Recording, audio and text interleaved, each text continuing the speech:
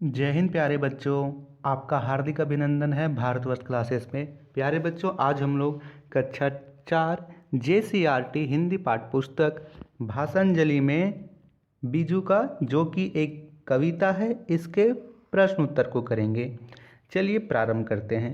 बच्चों, प्रथम प्रश्न यहाँ पे है, इस कविता में बीजुका की वेशभूषा की बात की गई है तथा उसके महत्व की कहानी छिपी है।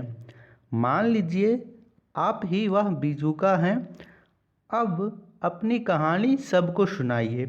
इसकी शुरुआत आप इस तरह से कर सकते हैं, जैसे मैं एक बीजुका हूँ, मैं हांडी और फटे चिथड़े से बना हूँ, मुझे एक किसान ने बनाया, उसने मुझे अपने खेत में लाकर खड़ा कर दिया।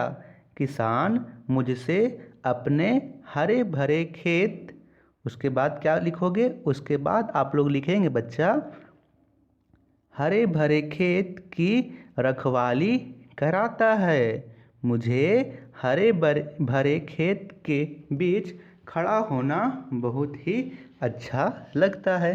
बस इतना ही आपको लिख देना है, आपकी कहानी पूरी हो गई। ठीक है, लिखिए। फिर करते हैं खा प्रश्न। खा प्रश्न है, बीजुका किसानों का हमजोली है जो उसकी मदद करता है। किसानों के कई ऐसे हमजोली होते हैं जिनसे उन्हें मदद मिलती है, उनके बारे में चर्चा कीजिए। तो यहाँ पे आप लोग लिखेंगे बच्चों, केंचुआ, सांप किसान के हमजोली होते हैं, क्योंकि केंचुआ मिट्टी की उर्वरता का मतलब होता है बच्चों उसका उपजाऊपन की क्षमता, ठीक है, बढ़ाता है, तथा सांप कीट आदि को खाकर फसलों की रक्षा करता है। सांप रहेगा तो क्या करेगा वो? यदि कोई चूहा है खेत में तो उसे खा जाएगा। जो चूहे होते हैं वे खेतों में लगी फसलों को नुकसान पहुंचाते हैं और सांप उन्हें खा जाएगा तो उनके फसलों की भी रक्षा होगी। तो ये सभी किसान के हमजोली होते हैं, अर्थात किसान के दोस्त होते हैं। लिख लिया आपने? Very good. फिर करते हैं गा प्रश्न। आपस में बातचीत कर पता कीजिए कि अन्य भाषाओं या बोलियों में बीजुका को क्या कहते हैं। तो देखिए यहाँ पे लिखेंगे, बीजुका को खटखटा, किसानों का हमजोली, रक्षक इत्यादि नामों से जाना जाता है। बताइए आप सभी के घर में बीजुका को क्या बोलते हैं? आप लोगों के घर में भी अलग अलग, आप लोग के घर गांव में भी अलग अलग नामों से बीजुका को जाना जाता है, आप लोग उसे भी लिख सकते हो। अगला प्रश्न है बच्चों, बीजुका मौसम की मार सहता है, कौन सा मौसम उसे सबसे खराब लगता होगा और क्यों? तो इसका आंसर आप लोग लिखेंगे, बीजुका को सबसे खराब गर्मी का मौसम लगता होगा, क्योंकि चिलचिलाती धूप में उसे खड़ा रहना सबसे कष्ट देता होगा। जब पूरी तीखी धूप पड़ रही हो, उस तीखी धूप में लगातार बीजुका खड़ा है, वो खराब उसे लगता होगा। लिख लेंगे आप? Very good.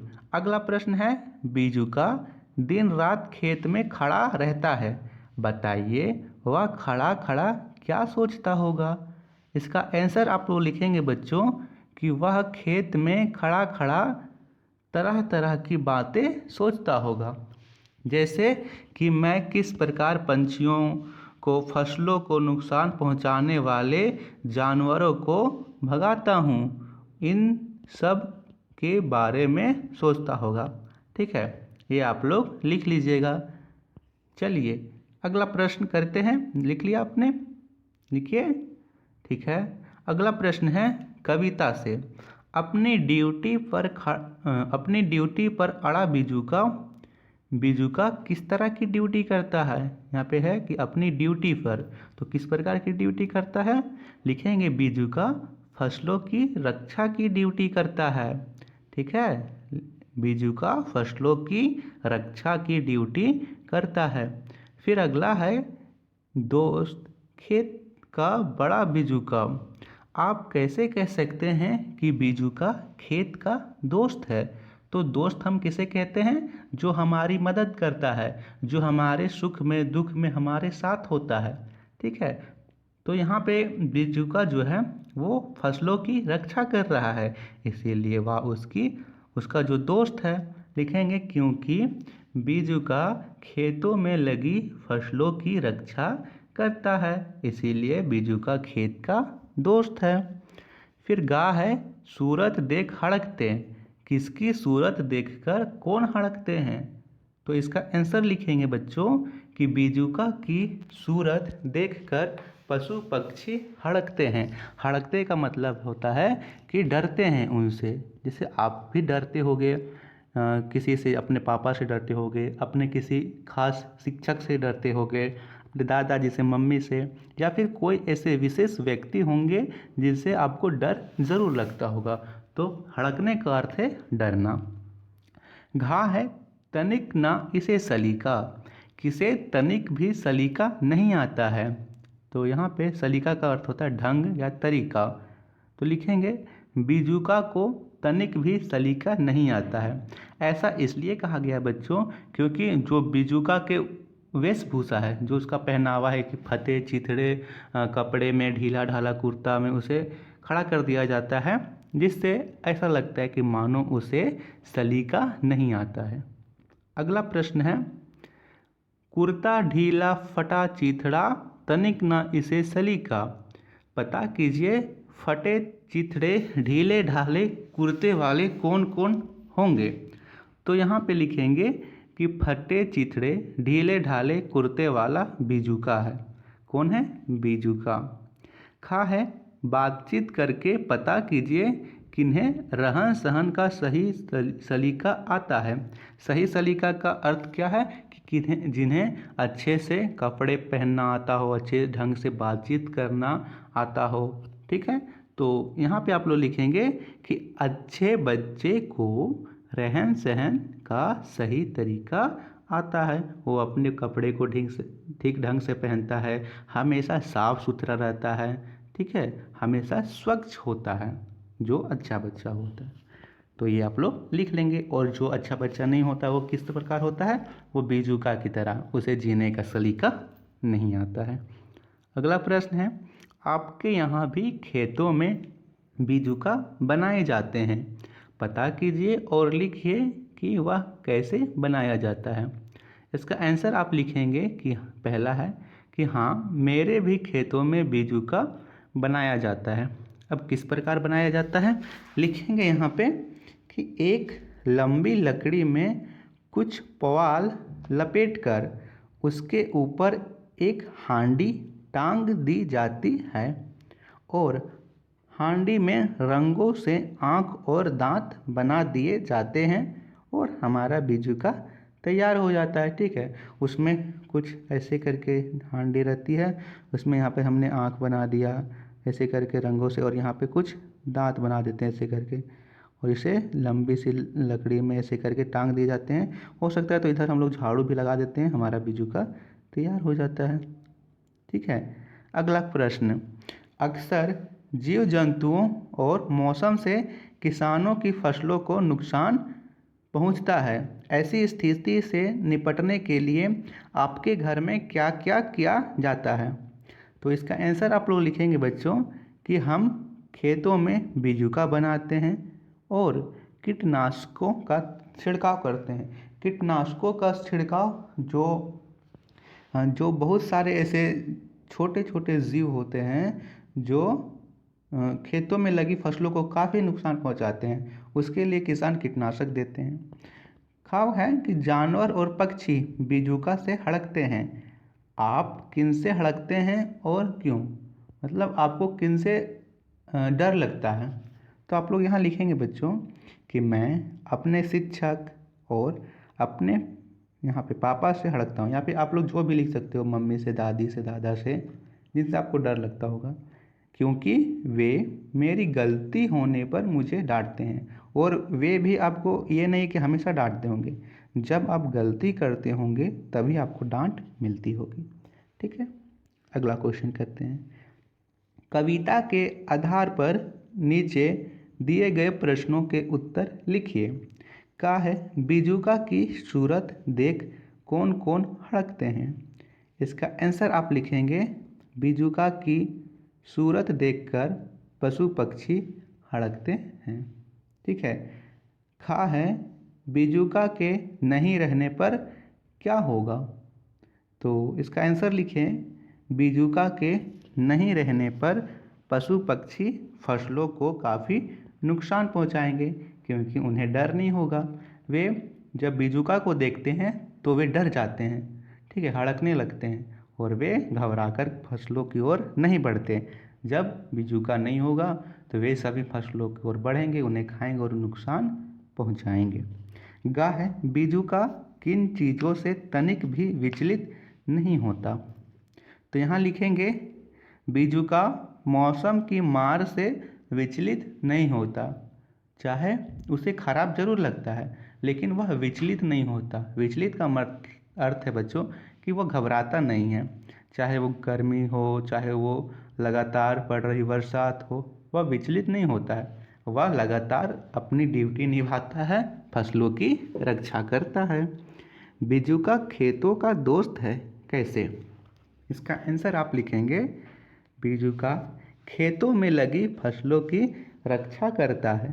ठीक है, इसीलिए वह खेतों का दोस्त है, किसानों का हमजोली है।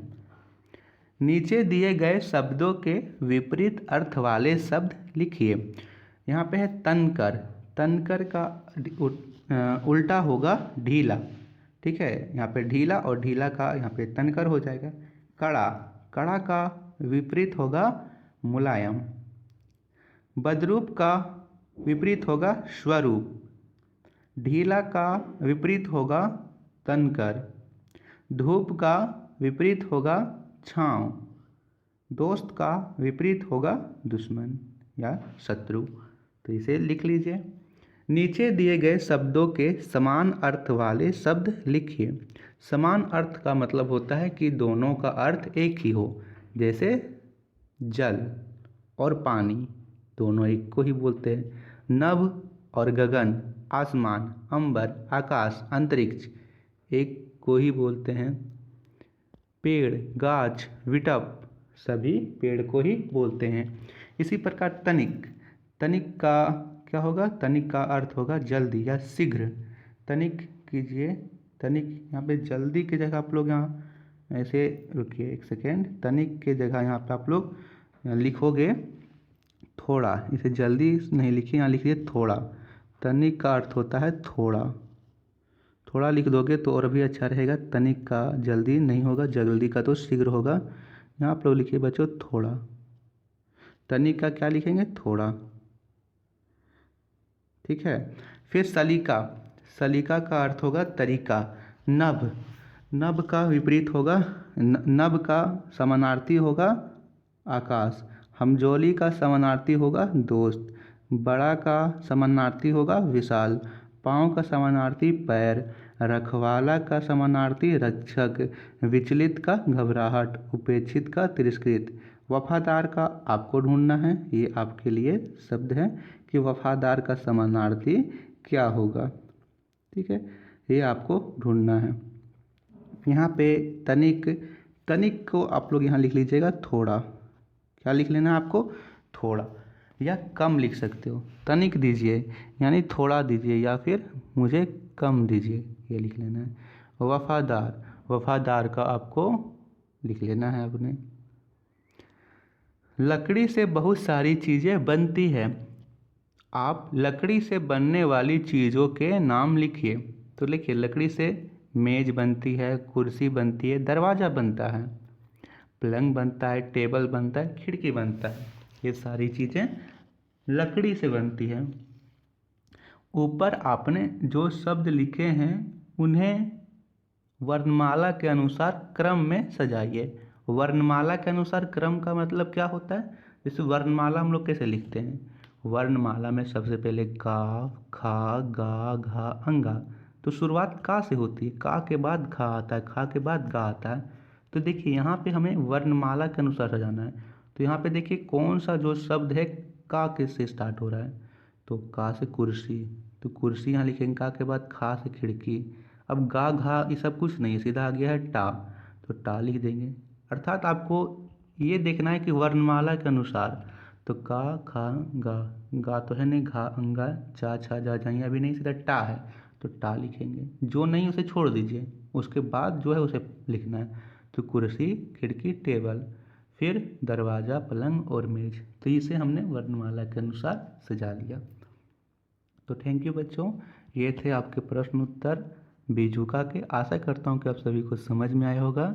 नेक्स्ट वीडियो में हम सभी स्माइली पिंकी पार्ट के प्रश्न उत्तर को देखेंगे। आप उसे ज़रूर पढ़ के आइए, आपको बहुत ही अच्छी लगेगी वो कहानी। धन्यवाद बच्चों।